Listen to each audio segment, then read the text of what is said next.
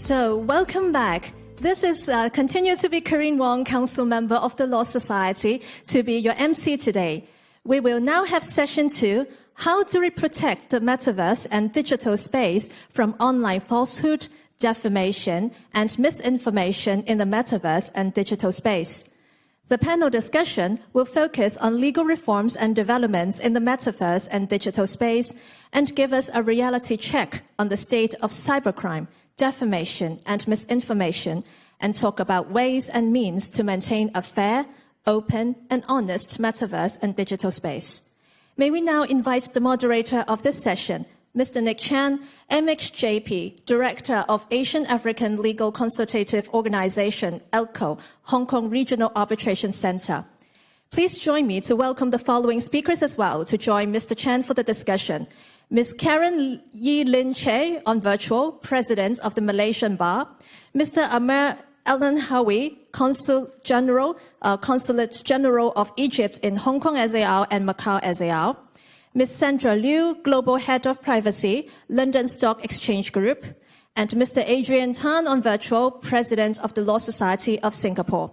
So, our moderator and speakers, please.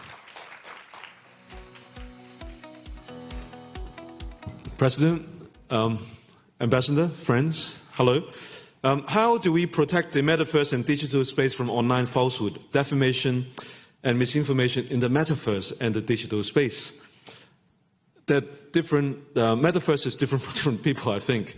The metaverse, to me, is a growing universe where if stakeholders work together, it will not only be a place where we wear special glasses or goggles to serve the space, to meet and interact, learn from each other, or build time. It's also a place for people of all different ages and interests to explore and work together and build a community. Statistics have shown that today the metaverse is worth about $800 billion, and it will soon move into the $3 trillion mark in the next decade. So how should we together realize these huge opportunities? As lawyers, as lawmakers, as civil servants, how can we make the world a better place? How do we protect the metaverse and the digital space from online falsehood, defamation, misinformation? We have a very distinguished panel with us today from countries that are very supportive of the Belt and Road. For that, I thank you. First up, I would like to invite Ambassador Emma El-Hamway from Egypt to share his personal experience. Ambassador was raised and educated in Africa, Australia, Europe, and the USA. The ambassador is an expert in international affairs. Apart from being a good cook, I can attest to that. Also very knowledgeable in protocols, security. He is known for cross-cultural communication skills across all sectors, across political, religious, cultural, and economic divides. He's also got additional experience working in the travel industry in the private sector. He has extensive contacts in the Middle East, Africa, and Europe. Ambassador has served in Colombia, Uruguay, Uganda, Portugal, and as Consul General in Great Britain, North Ireland, Scotland. Prior to joining this post, he was ambassador to Slovakia. He speaks English, Spanish, Portuguese, French, Arabic, and metaverse. Please join me to welcome the ambassador. Thank you.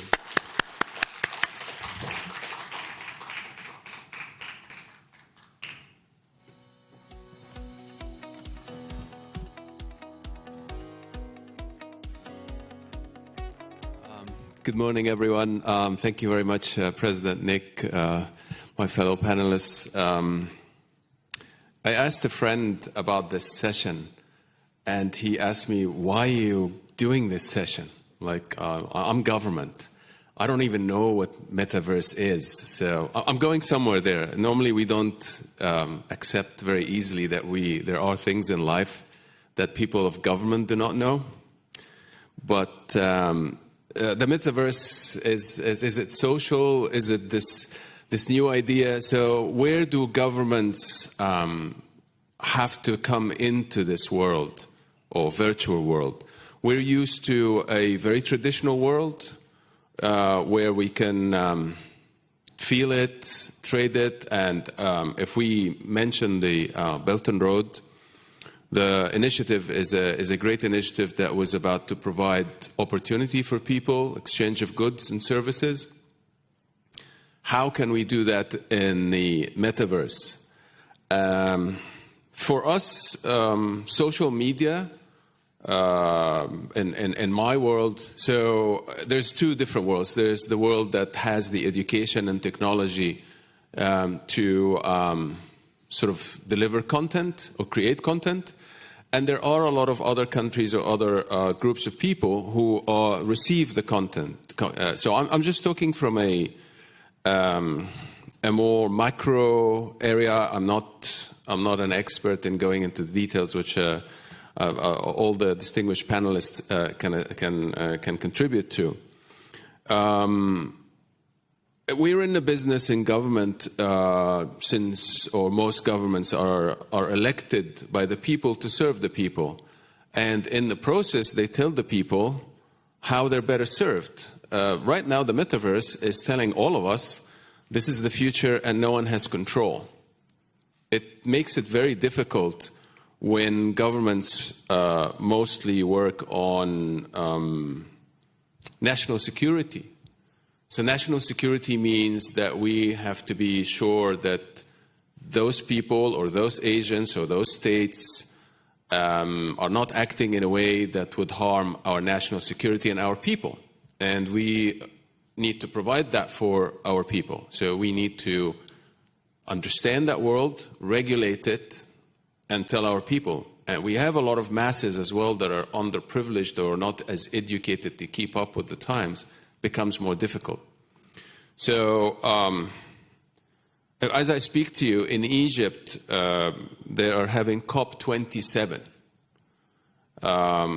This is a UN practice. It's basically asking all the parties to convene again and talk about two protocols, or two, they're adding a few more, but the first one was Kyoto in 1997, and the second one was the Paris Declaration, and it's all related to the environment in 2014 that came into effect 2015. 27. 27. 28 is coming in Dubai, and 29, I think it's scheduled for I don't know how many more. So we have been meeting the world 27 times today, this year, to figure out a way that we can work together towards a better environment and a better world of how to protect our world from environmental changes. Some people were saying, oh, environment, how can you have 40,000 delegates fly? That's totally against the environment. Maybe we should do it virtually. That's not happening. Not yet, anyway. So what I'm getting at is it takes the human race a long time to find a way to... the UN system, sorry, I'll go off again.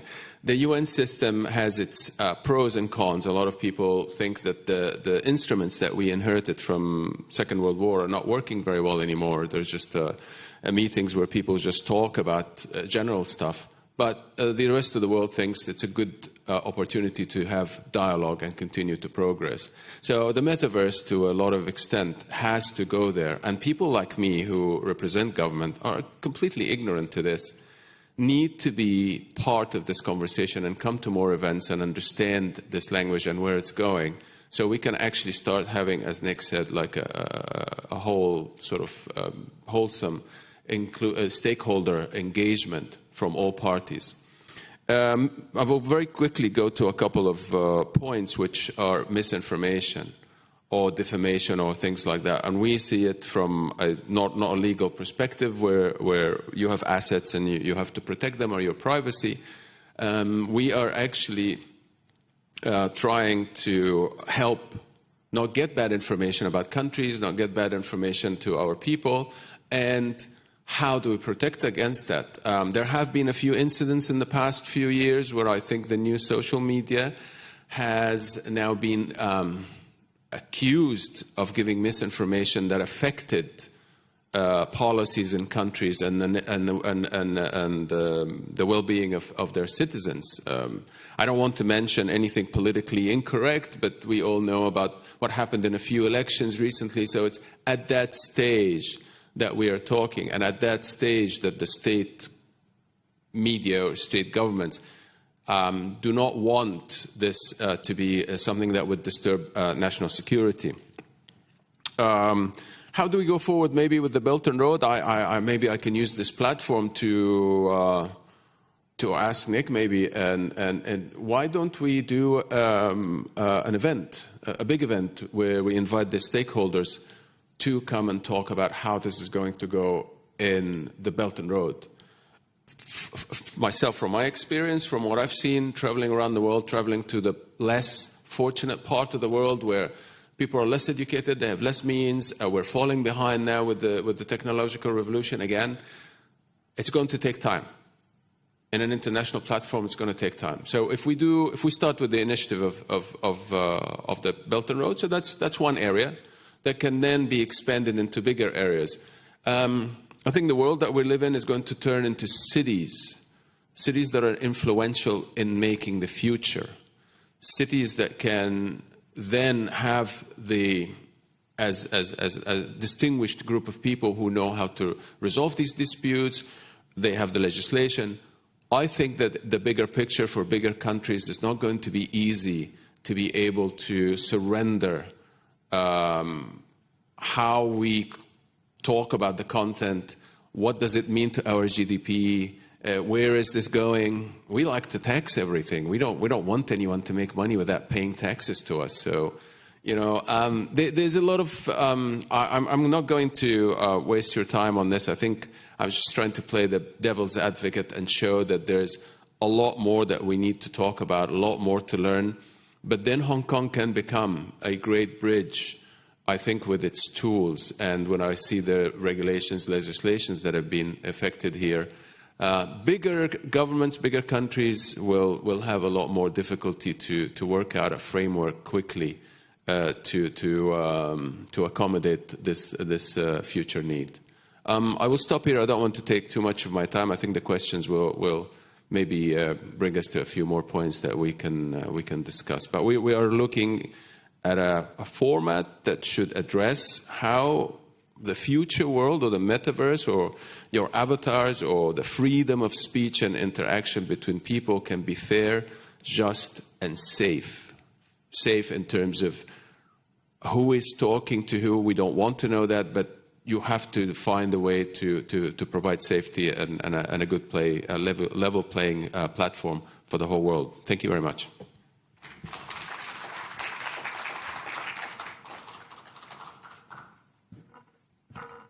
Thank you, Mr. Ambassador.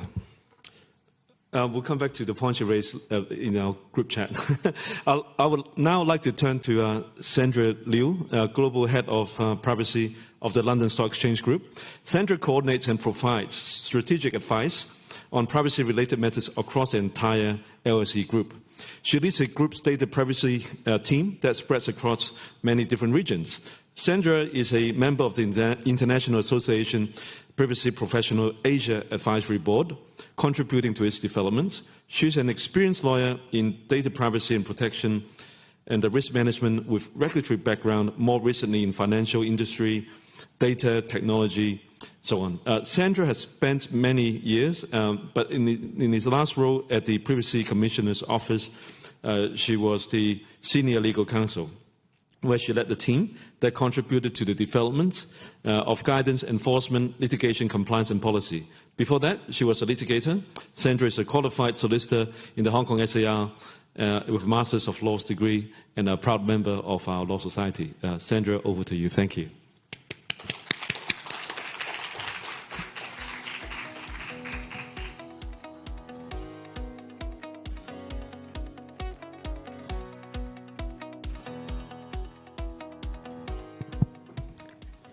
Thank you, Nick and Law Society, for the invitation. I'm honored to join the distinguished speaker of this panel. Much has been said in the previous panel from a data privacy perspective. So when I was here just now hearing the other panelists in the previous panel, I just try to adjust what I have to say. So I just play along and play by ears, and hopefully I would like to set the scene why I think that is actually more a data issue when I look at the panel question today. Because it's not just about defamation, it's not just about misinformation, it's a broader issue fundamentally about the data. In an online environment which is borderless and in metaverse, which I interpret beyond the universe, where we share and interact with virtual objects in real life and with real-time information. In this sort of environment where we can jump from one avatar to another, there are a lot of user activity, and often effected through avatars has the potential of generating massive amount of data, so much of which is quite personal and quite targeted at the individual. So that's how data protection and privacy come into place. It's about quality of the data, it's about accuracy of the data, whether we can erase it, how to protect it, how to secure it, and at the end of the day, how to share it in different avatar, and also to ensure that it can transfer across the border in different jurisdictions. So a lot of it is about how we see the data policy behind it, and also the strategy behind the different aspect of these areas. So when we look at the broader question of the regulation, policy, etc., we ask the questions of the what, why, how, and who. So when I look at it, what do we want to regulate? Why do we want to regulate it? And then how to do it? And who to do it? I think a lot of these questions can be understood and better contributed by the community of the Law Society and also the legal profession here in Hong Kong. So, well, when I look at it, it's more about the governance, and also whether we need to put in additional guardrails with respect, and after considering what we already have. It is not the case that we don't have anything. We already have something, and whether we can better use of these something, and then try to put in additional guardrails and control. If you look at it from a data protection perspective, I think a lot of this has been said in the previous panel, and I don't want to repeat it. But there are a few legal issues which I perhaps would like to jump into it and elaborate a little bit further. First of all, is which law is applicable when it comes to this borderless world? And there are a lot of the question around conflict of law and applicability, extraterritoriality. When you look at in the avatar, whether it should be the EU law, whether it should be the GDPR, Hong Kong PTP, or even the PIPL, a lot of these laws have this extraterritoriality arm where at the end of the day, it depends on where the jurisdiction that the individual is based, first of all. Secondly, and the processing activity that governs underlying the activity. So when it comes to that, and it very much depends on the interpretation and circumstances. If you look at it from a avatar circumstances, it is really difficult to look at who is responsible and the actor behind that. Because it has much been said that no one controls the metaverse. And a lot of times when it comes to the online platform, is it actually just the online platform that we are talking about that we need to regulate or perhaps to govern? Because it's not just about that particular platform. Because if it talk about the actual activity, sometimes it depends on the activity that governs around the circumstances, and we can have joint controller. And in those circumstances, under the law, there would be different regulation and also obligation determining the controllers and also the processors' obligations. So in these circumstances, these data protection issues will be intensified in a metaverse circumstances. Take a deeper dive into the regulation. Say, for example, in the GDPR, in the EU context, we have a couple of circumstances which we may look into in an advent circumstances. Say, for example, the purpose limitation principle, the data minimization principle, and what will those purposes be and what will be necessary? And how can actors in the metaverse comply with their obligations for privacy? And how transparent we want it to be? How can we ensure that the individual would be provided with sufficient information when jumping from one avatar to another? Are we going to ask them for consent every time when they jump between different avatars? So I think there are lots of these questions behind. And also at the same time, data access rights and also data portability between different avatars is another question. And whether we can ensure that the data of an individual can be erased in circumstances in different avatars is yet another question that we need to look into. In the EU, well, a lot of time we will look at what happens in different parts of the world. Most recently, we have this Digital Policy and Data Act in the EU. A lot of us look at what happened in the EU side. We have this Data Governance Act, Data Act, and also the Digital Service Act. The gist of it is to put the online service provider and also the intermediary certain obligations and to ask them to be responsible. And also at the same time, there would be some guardrails to protect the individual and also the children as well. When it comes to the Digital Service Act, most recently, it is described as the most controversial legislation recently being passed by the EU Parliament and Council that is seeks to protect the digital space against the spread of illegal content as well. So what we want in Hong Kong and also what we need in Hong Kong is something for us to think about. But we do have the Hong Kong regulation governing the data privacy part, that is the PDPO.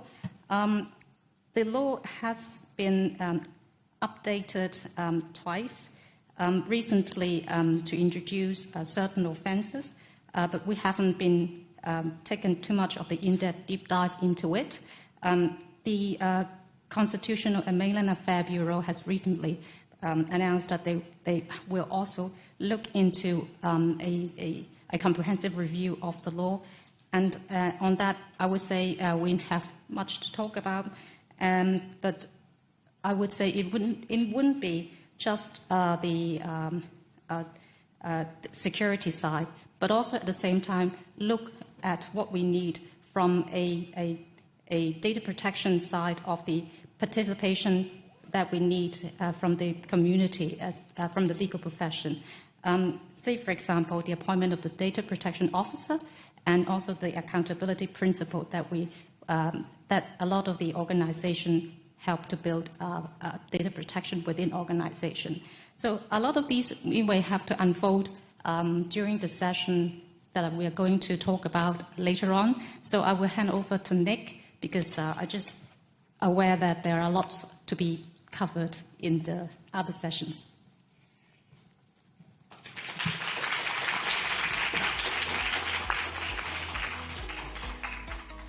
Thank you, Sandra. That's terrific. We'd like now to turn to Ms. Karen Xie Yilin, President of the Malaysian Bar. She's the co-chairperson of the Bar Council Committee to reform the entire legal sector, a very important role. Malaysia has had many recent experience in protecting people's rights online. Let's hear from Karen. Over to you, Karen. Thank you. Thank you, Nick. Thank you for the kind introduction. So honored to be amongst all the distinguished panelists here. I'm going to try and share screen. I've prepared a set of presentation slides. Let's hope this... Right.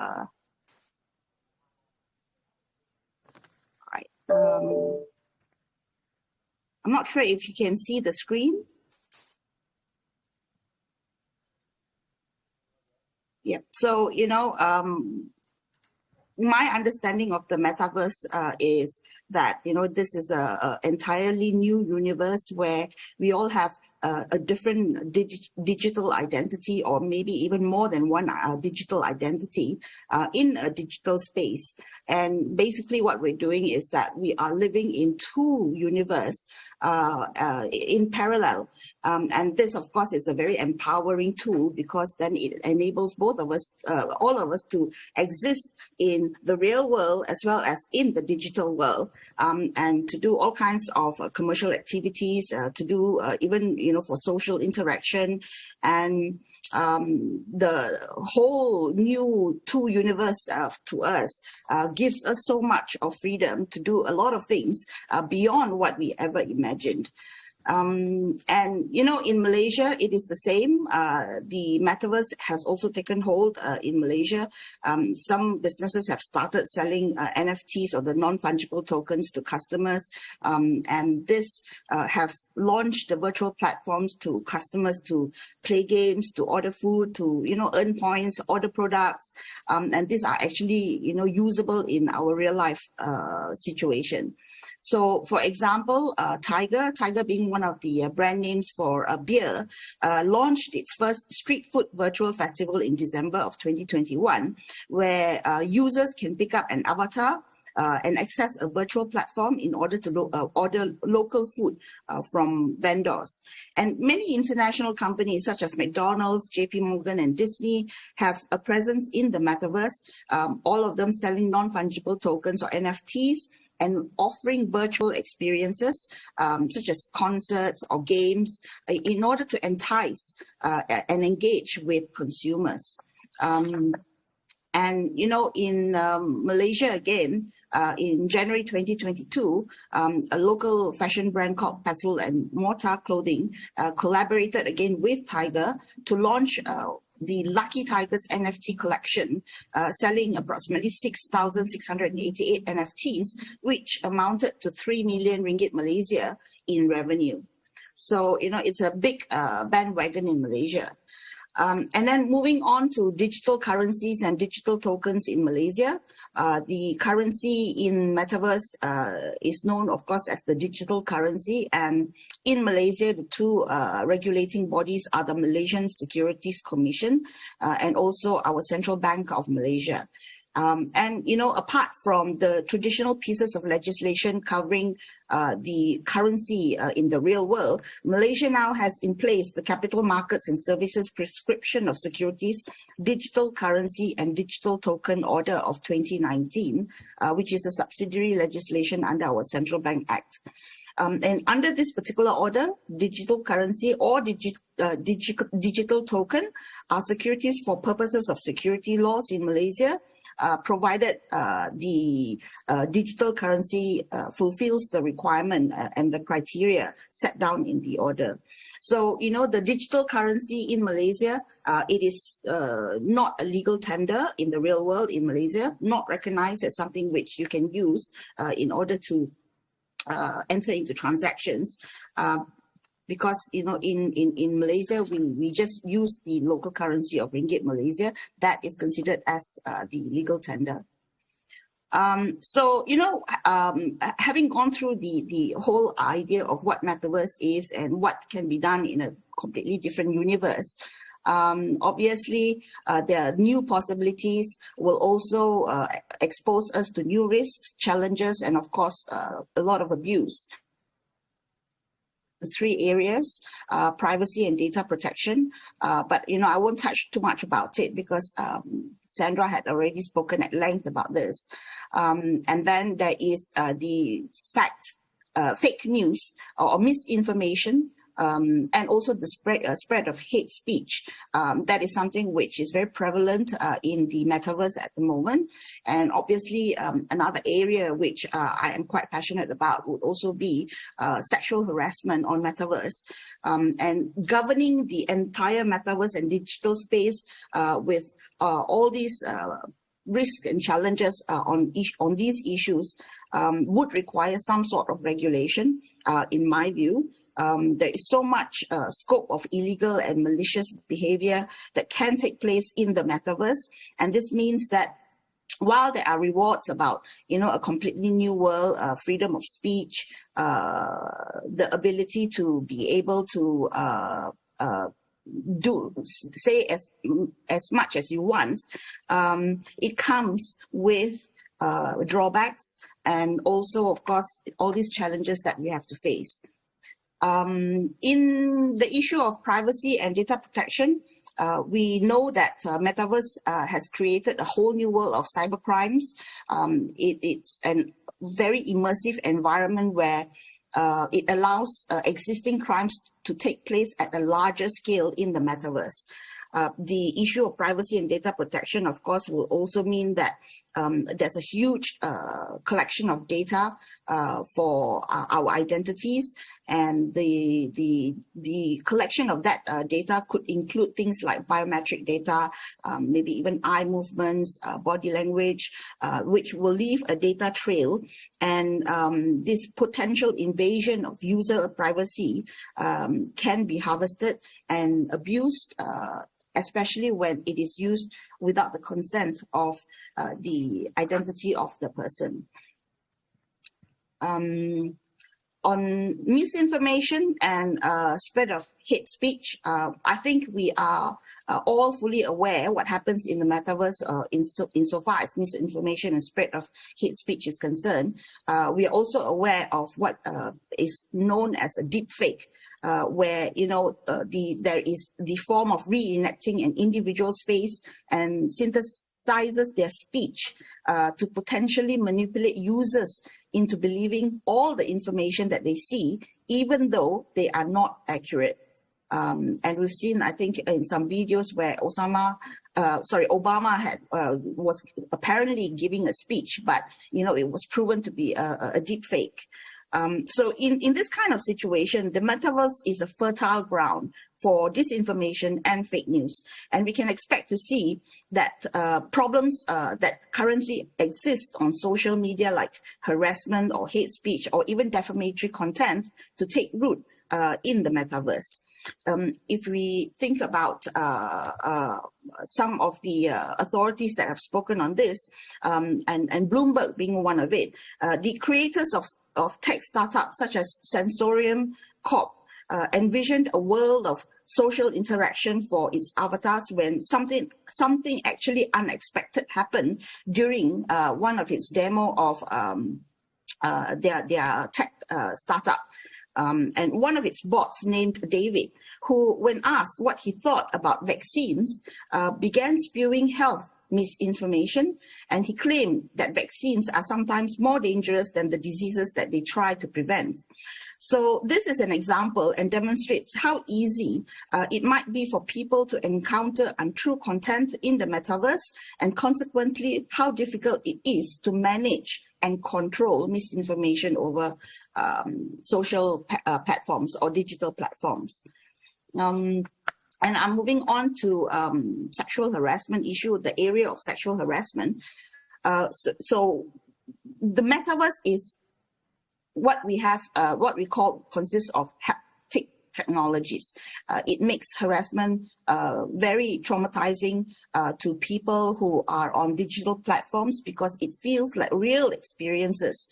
And I'm going to just try and explain in one of the cases that I've done, where one of the victim was exposed to sexual harassment over a social media platform, and from there became a lot of trolling. Then there was what we call the cancel culture creeping in, people who are trying to cancel the person from existing in the digital space. And because it is such a real experience to the victim, what it does is that the victim then withdraws not only in the metaverse, but also withdrawing in the real world. And, it is only because the experience that they go through is a very, very real experience. And this is only from sexual harassment that has prevailed over online.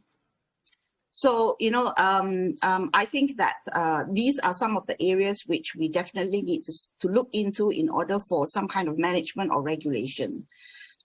So how do we regulate metaverse? With the advent of social media platforms, we have seen how those platforms have exploited the users as well as consumers, sometimes creating a toxic environment that spreads misinformation and hate. And those platforms also deploy the media as a polarizing force, which creates misconceptions in certain groups. And the problem with this is that it can get significantly worse if nothing is done in order to regulate this. And what I think should be the way forward, perhaps we look at several different jurisdictions. Sandra spoke about the EU perspective. In EU, they are presently trying to address the metaverse and all its activities and interactions by trying to come up with something in 2023. And this initiative is explained by the president of EU as to ensure that Europe is fit for the digital age. And the idea of coming up with what they want to adapt as a Digital Service Act or a Digital Markets Act is to seek to influence the development of metaverse, and so that it creates a safer digital space where the rights of users are protected, but it also establishes a level playing field for all businesses. So that's what's happening in EU at the moment. And then moving on to closer home ground, I'll be touching on Japan. Japan too is also looking at creation of new legislation in order to regulate and manage legal issues involving abuse in the metaverse. And they've created a Web 3.0 policy platform in order to look into such legislation. In South Korea, the National Data Policy Committee is also looking into developing regulatory amendments to existing laws and even to come up with new laws to regulate the metaverse abuse. So, I'm just going to try and conclude this. We've touched on the possible benefits of metaverse. We've also touched on the possible risk and abuse in the metaverse or cybercrimes that's available in different areas. I find that insofar as the real world is concerned, I think the real world is actually trying to play catch up with the technology that's, moving at a rapid rate. I see this in the e-hailing vehicle Grab in Malaysia, where the technology went ahead first before any regulatory regime came into play. I also see this in the TMT industry for the implementation of 5G in Malaysia. Under the access regime, where the technology went ahead first before the regulatory regime is able to actually catch up, and we're still trying to play catch up. And I think that's where we are at the moment. We are trying to play catch up in trying to come up with a regulation for the metaverse possible cybercrimes. I'm just going to conclude by saying, should we regulate? My question is yes, we should regulate, but the question is how do we do this? My approach is that it has to be a compromise between self-regulation as well as, of course, governmental initiatives. Self-regulation would mean us, the users, or even the tech companies that come up with those technology must be able to do so responsibly. We must be self-disciplined. We must come up with safeguards in order to protect not just us, but others who are using it from abuse.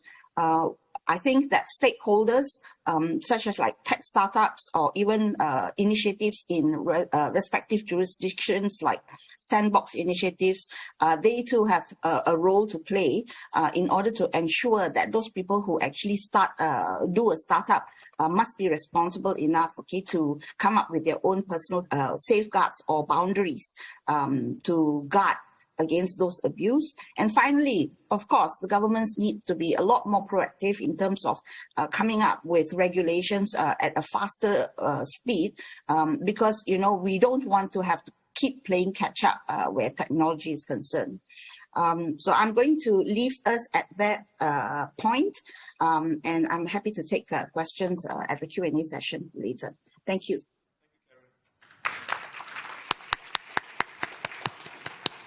I would like to now introduce the next panelist, Mr. Adrian Tan.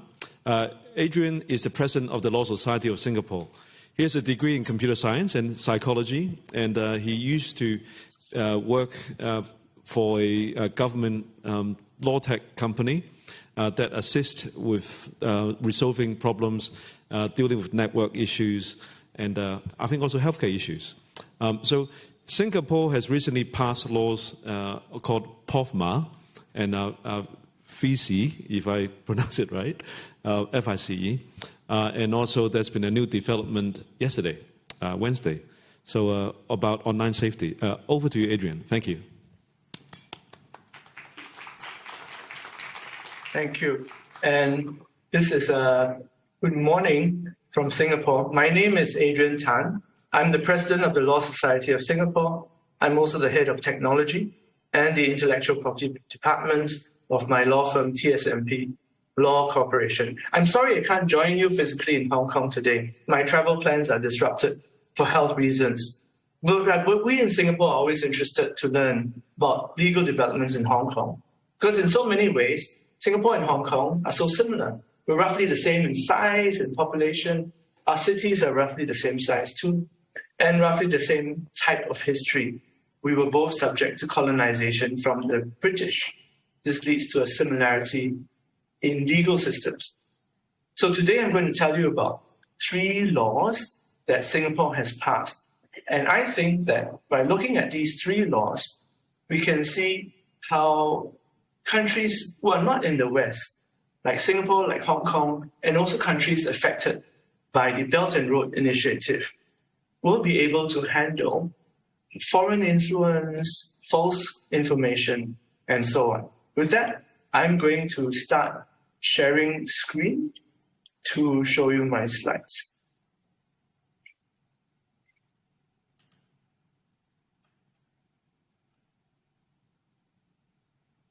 Now, the theme of my talk is very simple. How does Singapore protect citizens from online falsehood and misinformation?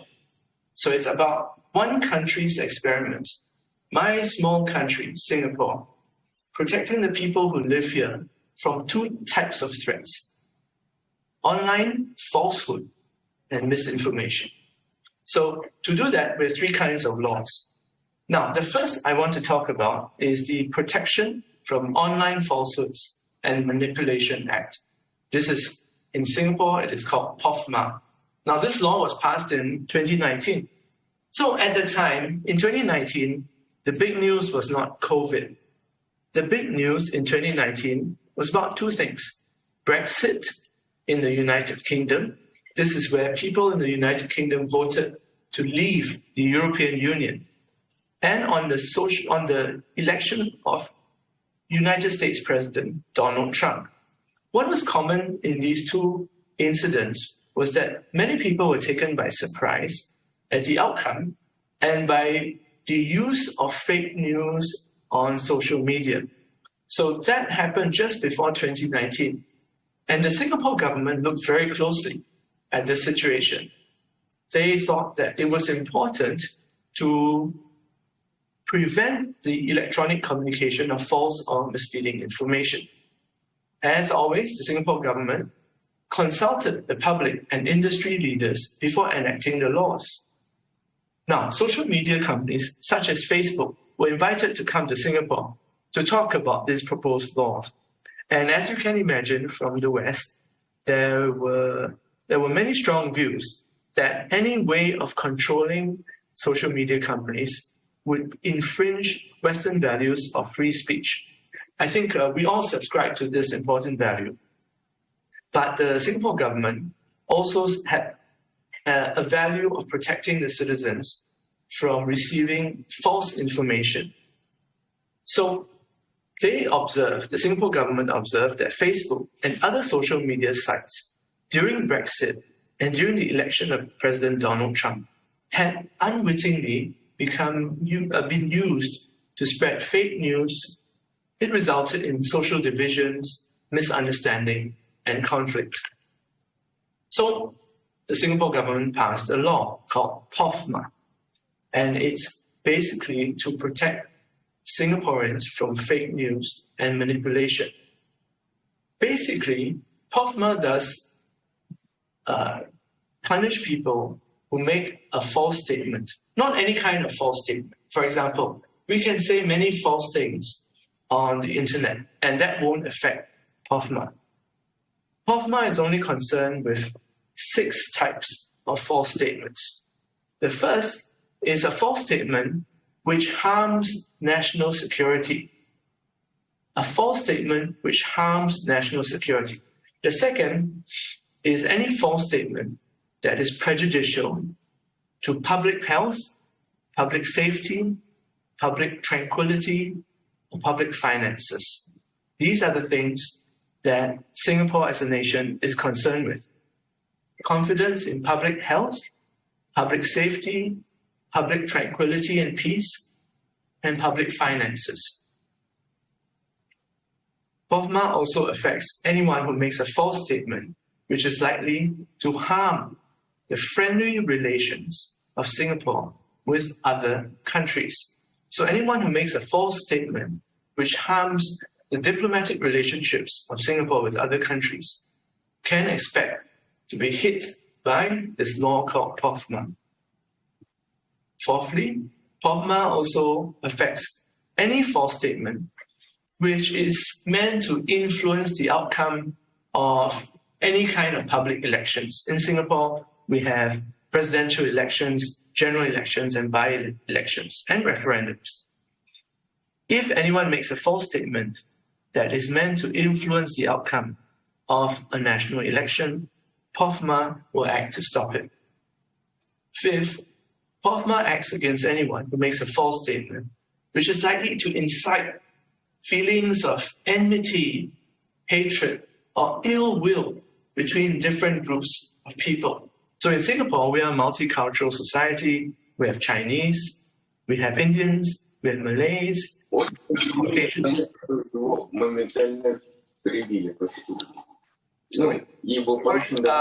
you mute that? Sorry. Yes, thank you.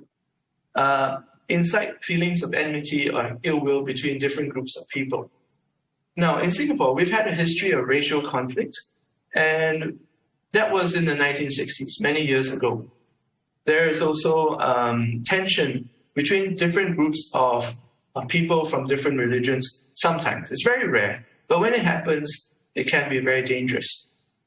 So anyone who makes a false statement, which is likely to incite feelings of enmity, hatred, or ill will between different groups of people, will be caught by POFMA. Finally, anyone who makes a false statement which diminishes public confidence in the government.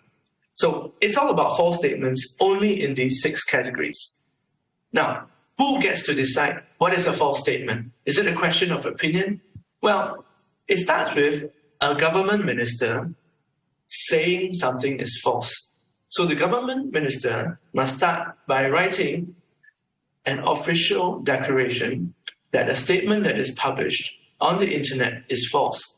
But the party that decides whether a statement is false or not is our court.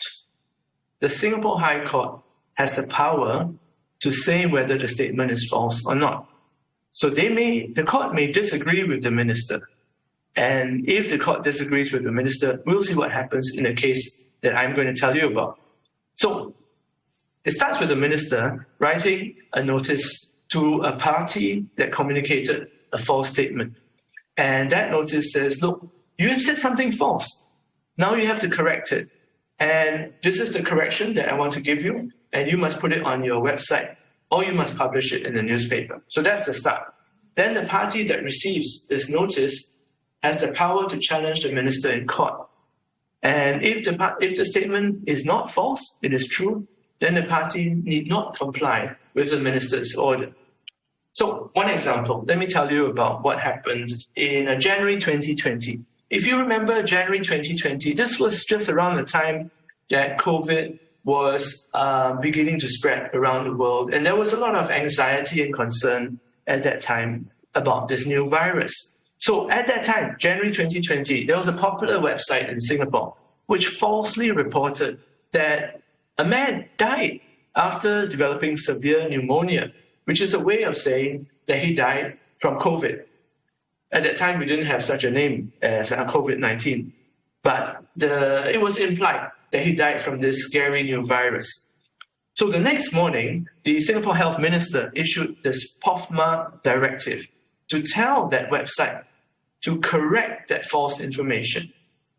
The Ministry of Law said that POFMA was needed during the early days of COVID to tackle falsehoods. They said, look, without intervention by the government, these falsehoods could have spread unchecked, causing public panic and reducing public confidence in Singapore's efforts to combat COVID-19. So the use of POFMA clarifies the facts quickly and requires corrections to be placed alongside the post at their source. For example, on platforms such as Facebook.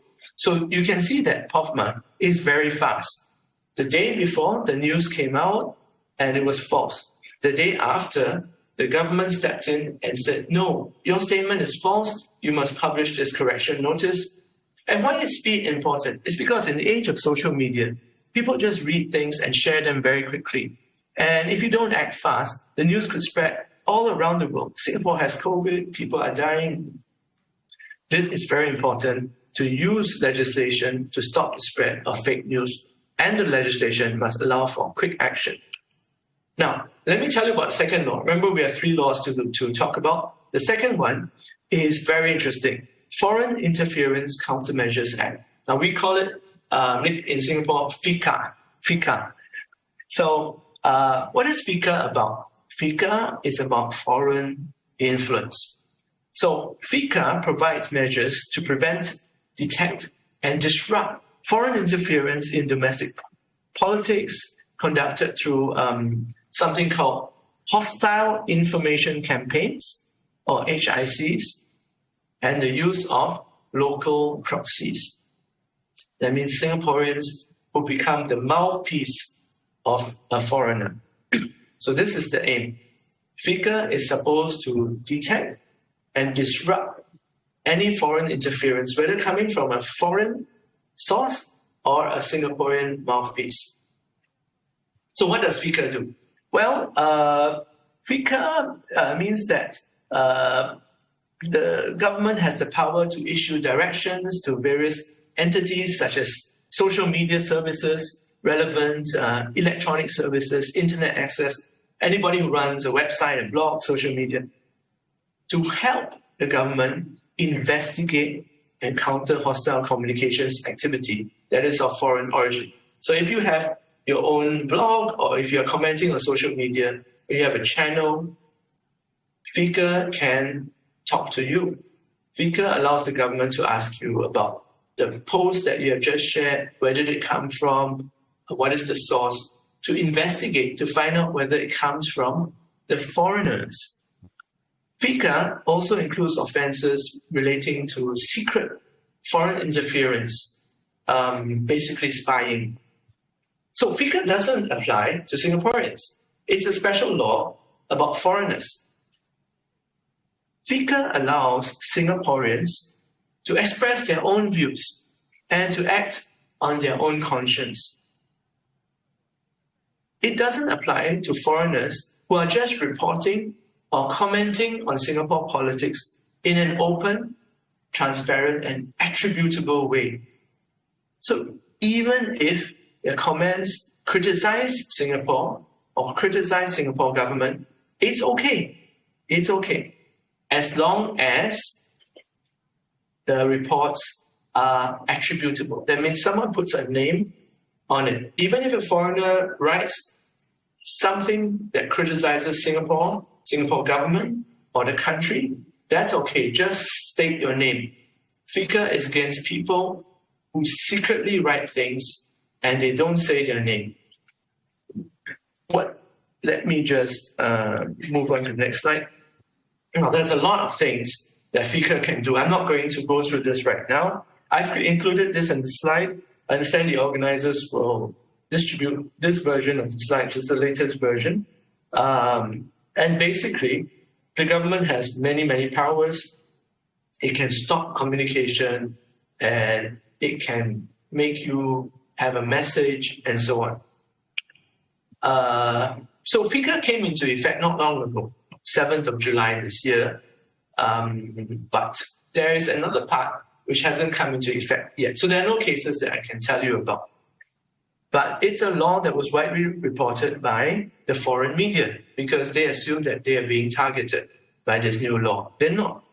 Only foreigners who do not disclose their real identities. Because if foreigners use Singaporeans and local people to mouth their opinions, then other Singaporeans who read these opinions may not know that this is a foreigner's opinion. They may think it is a Singaporean's opinion. And you know, when somebody reads an opinion from your countrymen, a person who lives in the same country as you, then you tend to have a different feeling. You're more interested to hear.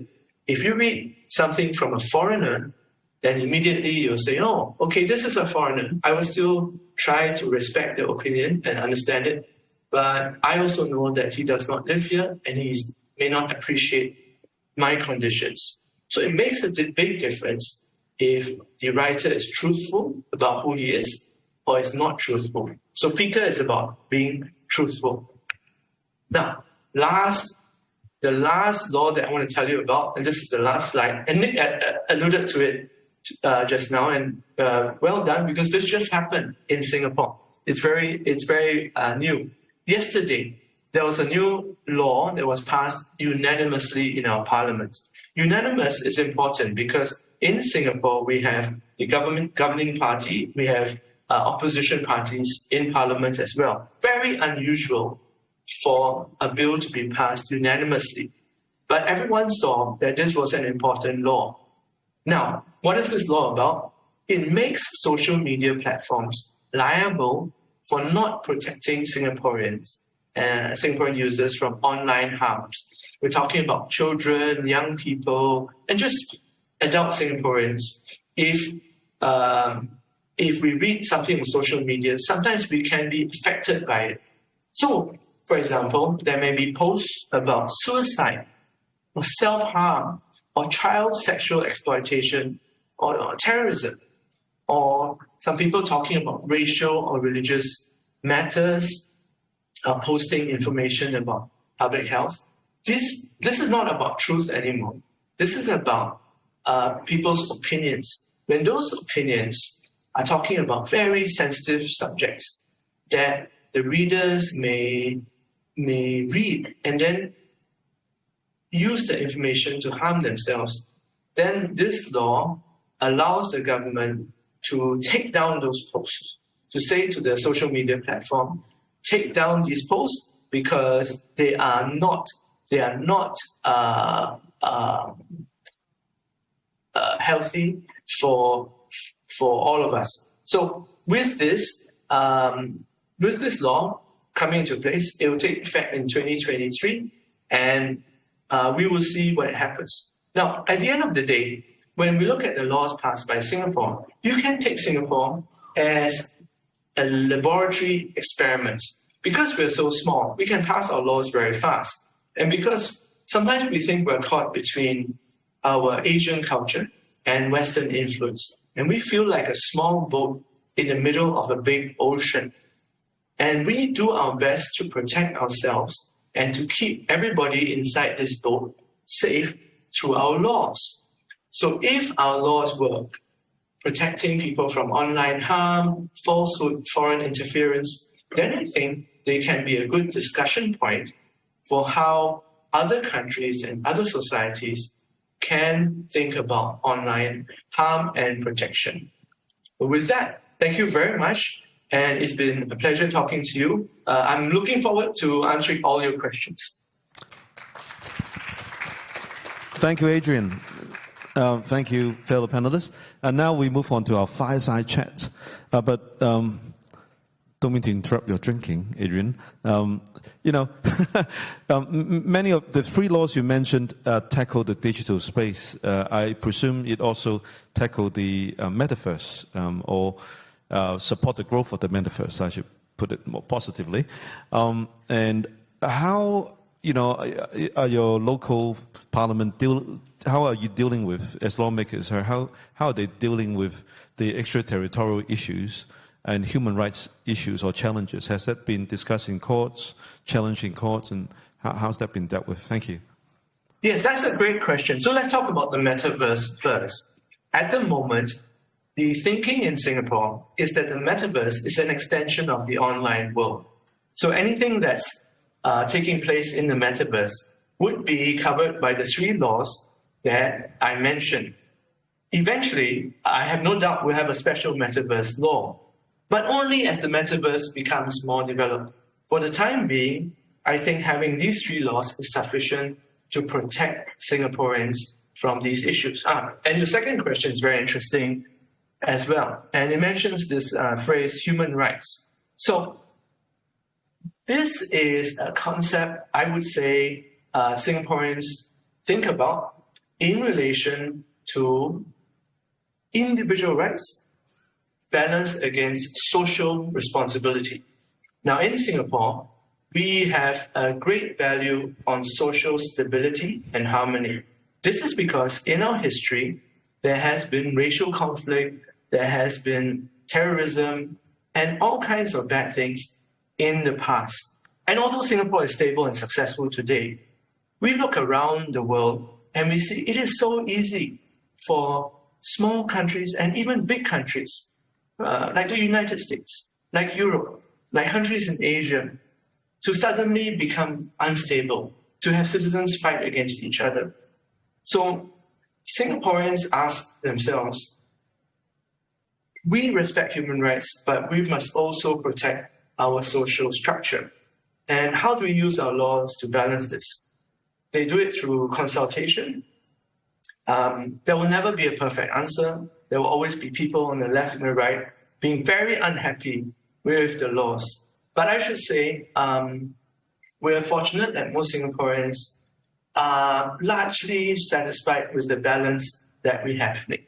But you've had a court case that discussed POFMA, right, with a challenge. How did that work out? Oh, that's a very interesting court case. And the answer is that the courts had to rule on whether a statement is true or false. They also looked at the Singapore Constitution. What happened is there was a case where the government told a website to withdraw statements that were published that were not true. And the website was run by an opposition party. So it had a political atmosphere, but it also raised interesting arguments. Who is responsible for saying something is true or not true? Who is responsible for checking information? Can we give opinions and so on? Now, I won't dare to explain the whole decision now. It went from the High Court to our highest court in Singapore, and the decisions are hundreds of pages. And if you ask me about cases, I can talk for 10 hours. But don't bill me for 10 hours. That's all. Too late. Too late. Just joking. Too late. All right. Okay. So maybe we'll briefly go to Karen. Hi, Karen. Karen, your neighbors have passed 3 laws. I think Malaysia have been looking, in a similar space, and you very kindly put together a very comprehensive presentation just now of EU and other places. How do you see this progress as we're trying to grow the metaverse? What safeguards should be put in place? And then I'll come to Ambassador about your personal take, having lived through the Arab Springs. Thank you. Thanks, Nick. What kind of safeguards? I think we need to take a holistic approach in terms of facing those challenges in how we want to manage metaverse. So we cannot just be talking about implementing or enacting new laws. The new laws by itself only handles one portion of managing the metaverse. I think we also have to be looking at the issue of whether or not we have proper structure in place. Like you mentioned just now, one of the interesting things is, even if we have laws within our domestic jurisdiction, how is that going to be translated in terms of cross-border implementation?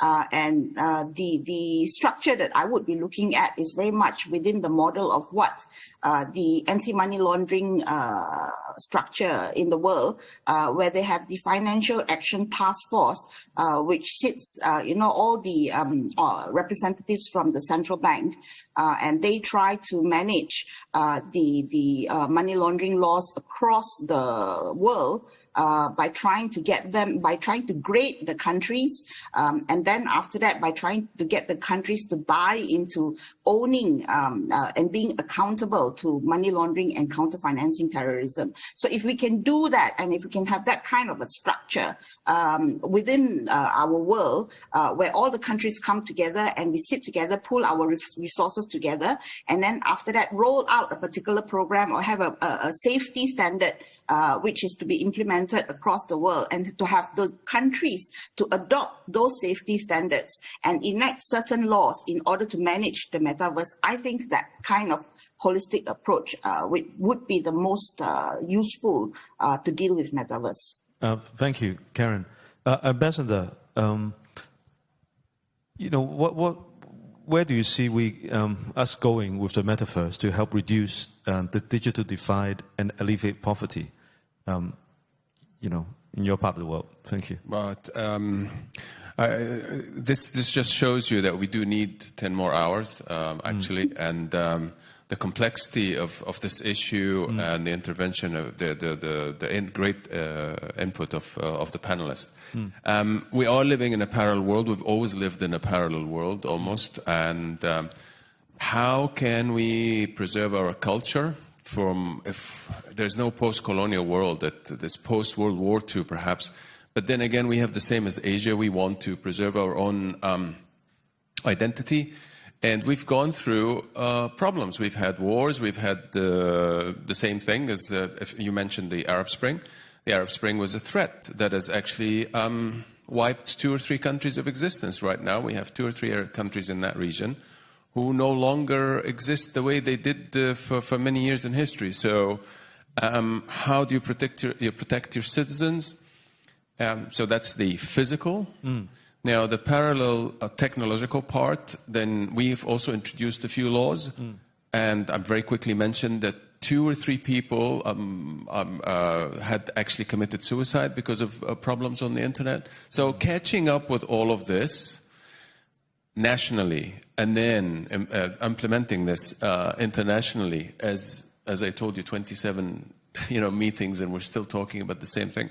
So this will take a very, very long time, and it's a very sensitive issue. And again, the set of morals is slightly different. Again, we're trying to take the European legislation or activities as a platform to how we should manage ours. That's going to be another area of contention. So perhaps, again, I'll go back so I don't go over the time, as should we have cities that have already in place, like Hong Kong. It's got a lot of tools, or Singapore. Actually, Asia is so much more developed in that sense than we are. So should we hold some format, and now that we're talking about the Belt and Road, with these expertise, and bring some government officials to learn, like I did today, to see how we're going to go forward and how we're going to get these 2 parallel worlds. There's no stopping progress or development. We need the youth to come in, the young people, to help us understand. That's my. Thank you very much again for this opportunity. Thank you, Ambassador. Sandra, You mentioned the metaverse is not just about an online platform. What do you mean by that, especially in the area of data privacy? What would you advocate? What I mean by that, I think at the end of the day, it would be, when we look at it, it's because of data. So if we look at it from a broader picture, and especially Karen also mentioned about how can we build something which works globally. I think it would be important for us to look at a common kind of standard which can help us between organizations and also in different jurisdictions that work. Especially for data protection professional, we will be looking at not just single jurisdiction, but also different jurisdictions.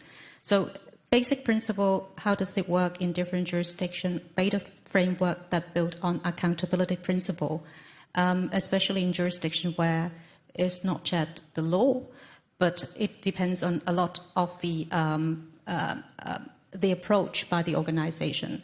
And at the same time, when we look at data protection, it is not just about the rules, it's not just about guidance, it's about the people that practice it. So I believe that it would be important when we look at the digital policy and also the data policy, the governance around it, the profession and also the talent that we need to grow is very important and key. It's not just about the guidance that we would like to see, but about the quality of the people that practice it. So even though we have guidance here in Hong Kong that call out for the appointment of data protection officer, et cetera, I do think that it is really important and key that we need to look into it, whether we need to grow a profession here and to participate, not just data protection here in Hong Kong, but perhaps beyond Hong Kong and to the other parts of the world. I think that's something we need to think about as well, not just about the hardware, but also the software. Fully agree. So self-education in my case, also proper laws and legislation, working with stakeholders, working with our friends from Singapore, from Malaysia, from around the world, especially our Belt and Road friends. Well, thank you. That's all the time we have for this panel discussion. Please join me in thanking our esteemed panelists. Thank you very much.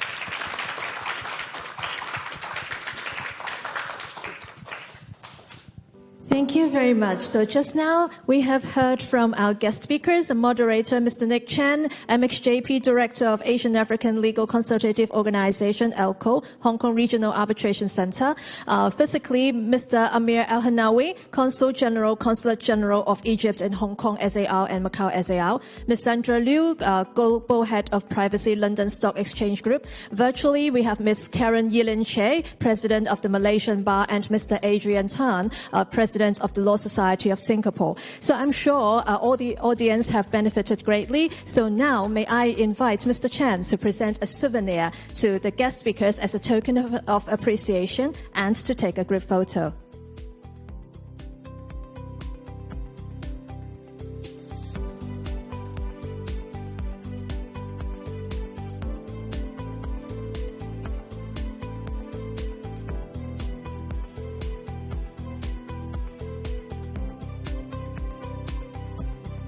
So our President of the Law Society of Hong Kong, Mr. C.M. Chan, is joining the guest speakers for a group photo session.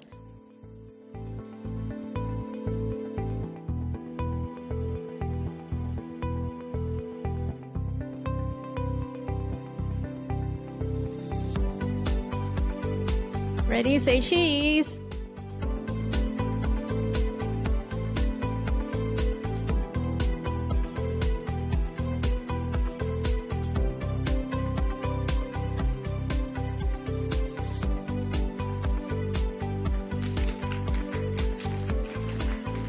Thank you again. So we are now approaching the end of our morning session. As a council member of the Law Society of Hong Kong, it gives me great pleasure to be with you today to witness and to learn from all the speakers this morning. So now we will take a lunch break. free seating will be arranged for the afternoon sessions, so please be reminded to bring along with you all your personal belongings. So for guests who have signed up for the conference lunch, our staff will show you the directions to the Renaissance Harbourview Hotel. Please be reminded to get the following items ready for entering the lunch venue. Firstly, the Leave Home Safe mobile application. Second, QR code of your vaccination record or exemption certificate or recovery record. And thirdly, a photo showing the negative rapid antigen test result obtained within the last 24 hours. And for those joining us virtually, please use the same link for the afternoon sessions. So now have a nice break, and thank you again. And this conference will see you all again at 2:45 p.m. 2:45 p.m. Thank you.